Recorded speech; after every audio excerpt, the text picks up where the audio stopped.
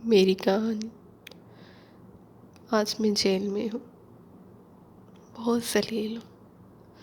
हर एक दिन ऐसे गुजरता है जैसे मैं इस दुनिया की सबसे गलीज़ बदकिरदार लड़के हूँ।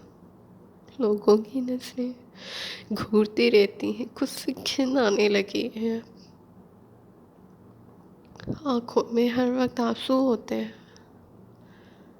बहुत समय तक मेरी आँखों में सिर्फ आंसू थे, कोई अल्फाज नहीं था। और अब शायद वो आँखों के आंसू भी सूख चुके।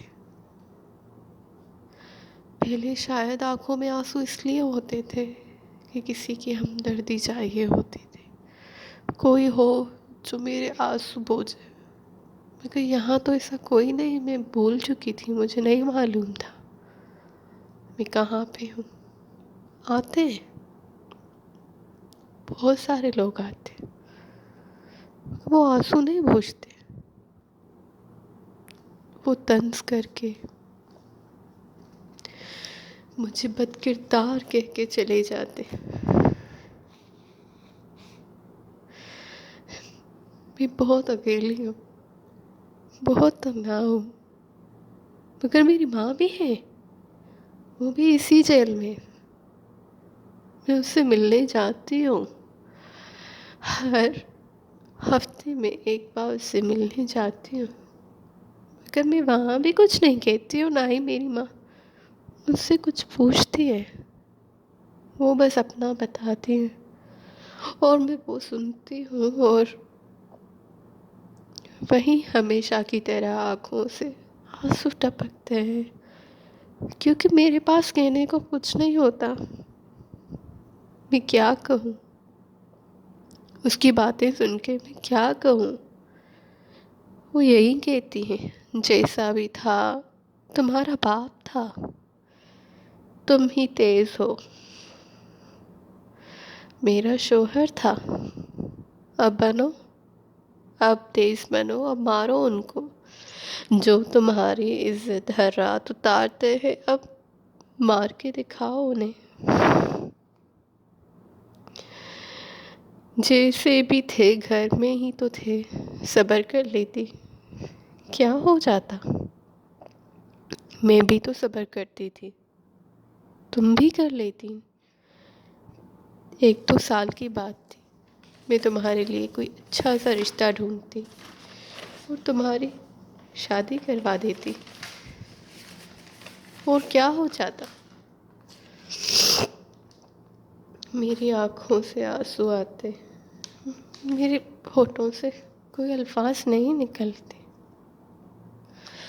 अब बनो जज्बाती सुमेरा। वो सुमेरा कहाँ गई जो बहुत जज्बाती होती थी। हाँ, वो नहीं है, वो नहीं है, वो कहीं गुमसी हो गई है। बस ये सुन के मैं वापस आ जाती हूँ। मगर मैं समझती हूँ, उसकी बातें भी समझती हूँ, उसका दर्द भी, उसके जिस्म के निशान भी देख लेती हूँ। वो जो नहीं बताते वो भी देख लेती हूँ कि वहाँ अपना ही था जो भी करता था। मगर यहाँ तो बहुत भीड़ी है। अपना घर था, एक हैवान था, यहाँ तो हज़ारों हैवान है। फिर मैं क्या कहूँ, कोई अल्फाज नहीं होता मेरे पास। बस एक ही सवाल होता है कि हम औरतें क्यों पैदा होती हैं। क्या मैंने गलत किया उस वहशी हैवान बाप को मार के, जो हर रात मेरे ही सामने मेरी माँ के साथ वो सब कुछ करता और मारता पीटता। क्या मैं इतनी जज्बाती हूँ? अगर एक दिन मुझसे बर्दाश्त नहीं हुआ, मेरा सब्र का पैमाना लबरेज हो गया और मैंने अपने बाप को मारना शुरू कर दिया कि मेरी माँ को छोड़ो, वो तुम्हारी नौकर नहीं है, छोड़ो मेरी माँ को। रोज़ मारते पीटते हो, अब मैं हूँ, अब तुम मुझे मार के दिखाओ। गलत कहा मैंने इसमें क्या गलत कहा, मुझे आज तक समझ नहीं आता। तो उसने मेरी माँ को छोड़ के वो सब कुछ मेरे साथ करना शुरू कर दिया। बस उस वक्त ये फ़र्क था, मेरी माँ की आंखों में सिर्फ आंसू थे, कोई अल्फाज नहीं था। उसने मुझे बचाने की एक कोशिश तक नहीं की और मेरी आंखें सिर्फ उसको देखती रही कि शायद मेरी माँ मुझको बचाए। मगर उसने कुछ नहीं कहा। पर मैं वो रात कैसे सो पाती, मुझसे बर्दाश्त नहीं हो रहा था। पूरी रात जागी मैं। जब सुबह की आज़ान हुई तो मुझे लगा जैसे किसी ने मुझसे कहा, उठो उठो, बस बस बहुत हो चुका, आप ख़त्म कर दो, अपनी माँ को आज़ाद करो। उस वक्त भी मुझे अपनी माँ का ही ख्याल था। जब मैं चाकू उठाया और उसके ऊपर खड़ी हुई तो मेरी माँ और वो गले लगा के सोए हुए थे। उस वक्त मेरी आंखों से पट्टी तो उठ गई थी कि मैं अपनी माँ को मारना चाहिए या अपने बाप को। मगर फिर मैंने सोचा पहले इस जल्लाद को मारना चाहिए।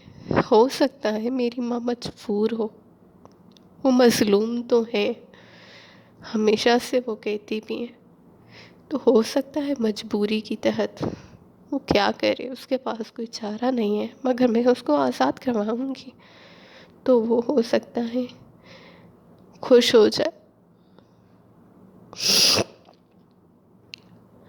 तो उस वक्त मैंने उस हैवान को मार डाला, उस हैवान के सीने में खंजर उतार। मगर उस वक्त जब मैंने उसको मारा तो उस वक्त मेरी माँ का यही था कि तुमने इसको क्यों मारा, तुम्हें ऐसा नहीं करना चाहिए था, ये तुम्हारा बाप था, मेरा शौहर था।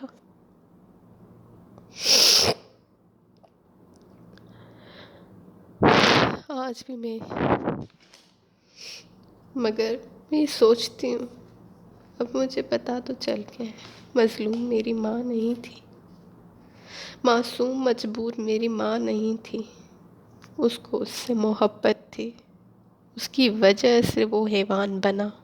अगर वो वक्त उसकी रस्सी खींच लेती तो आज शायद मैं भी ज़िंदा होती, शायद मैं भी ज़िंदा होती और अपनी जान खुद नहीं लेती। क्या इस मेरा बेटी होना इतनी बड़ी सज़ा दी मुझे किस जुर्म की सज़ा मिली मुझे समझ नहीं आया। किस्मत की, मेरी किस्मत गलत थी, मेरी माँ गलत थी या मेरा बाप गलत था या मैं गलत थी, मुझे आज तक समझ नहीं आया। इस जेल के 3 सालों की सख्तियों ने बता दिया कि कितनी मुश्किल है ज़िंदगी,